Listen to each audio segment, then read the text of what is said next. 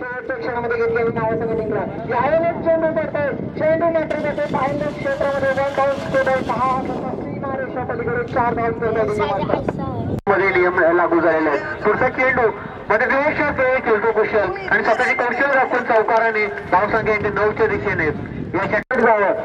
यंदाच्या मोसमामध्ये तो विचार केला त्यामध्ये कडकडी षटकार असेल कुशल याचा कारण खूप चांगला हा शॉट खेळण्यामध्ये माहीर आहे. कुठल्या फलंदाज काय करणार हे मात्र पाहणं महत्वाचं ठरतो.